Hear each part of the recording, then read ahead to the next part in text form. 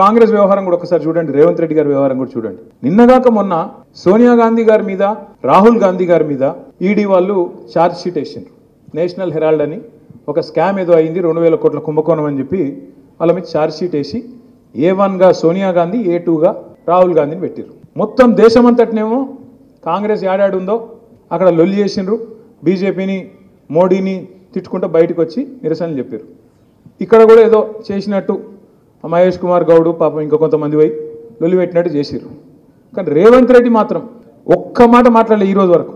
ఏది వాళ్ళ నాయకత్వం మీద, వాళ్ళ టాప్ లీడర్షిప్, సోనియా గాంధీ, రాహుల్ గాంధీ మీద కేసు అయితే, ఛార్జ్ షీట్ అయితే, దేశంలో ఉన్న కాంగ్రెస్ వాళ్ళందరూ మాట్లాడుతుంటే రేవంత్ రెడ్డి మాత్రం కుయ్యి లేదు, కయ్యి లేదు, సడి లేదు, సప్పుడు లేదు. ఎందుకు అంటే ఒక గంత దృఢమైన బంధం, చోటే బాయిది బడే బాయిది, అంత దృఢమైన బంధం అన్నట్టు.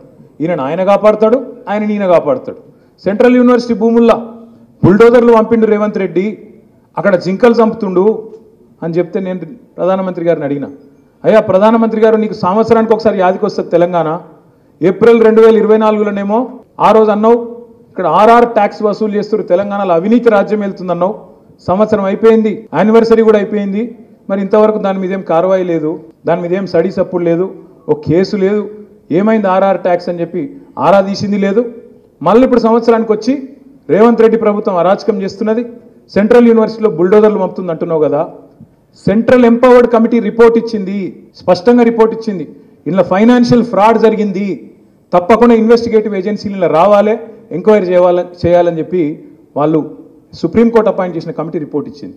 మరి రిపోర్ట్ నీ కాడు ఉంది కదా, వెంటనే ఇప్పుడే CBIనో CVCనో వెంటనే పంపి, నిజంగా నువ్వు రేవంత్ రెడ్డి ఒకటి కాకపోతే ఇన్వెస్టిగేషన్ చెయ్యని అడిగిన, సప్పుడు లేదు. అమృత్ స్కామ్ జరిగింది, రేవంత్ రెడ్డి బామ్మర్దికి 1137 కోట్ల కాంట్రాక్ట్ ఇచ్చిండు, ఆయన కంపెనీకి అర్హతనే లేదు అని చెప్పి ఢిల్లీ దాకా పోయి షికాయత్ చేసిన, సప్పుడు లేదు. పొంగులేటి శ్రీనివాసరెడ్డి ఇంటి మీద, తెలంగాణ రెవెన్యూ మినిస్టర్ ఇంటి మీద ఈడీ రైడ్ అవుతుంది. రైడ్ అయ్యి కూడా 200 రోజులు దాటిపోయింది. ఇప్పటి వరకు ఈడీ వాడు చెప్పాడు, శ్రీనివాసరెడ్డి చెప్పాడు ఏం దొరికిందిరా అయ్యా అంటే. టీవీలలో మాత్రం స్క్రోలింగ్లు వచ్చినాయి, కౌంటింగ్ మెషిన్లు పోతున్నాయి, బాగా పైసలు దొరికినాయని వచ్చినాయి. ఏం దొరికిందో పరమాత్మకే తెలవాలి. ఇదంతా ఎందుకు చెప్తున్నా అంటే, 2 పార్టీలు తెలంగాణలో మాత్రం దొందే, ఇద్దరు ఒకటే. ఇద్దరు తెలంగాణ ప్రజల ప్రయోజనాలు వాళ్ళకి పట్టాయి, తెలంగాణలో ప్రజా పోరాటాలు వాళ్ళకి ఇష్టం లేదు, తెలంగాణ బాగుండు అంతకంటే ఇష్టం లేదు.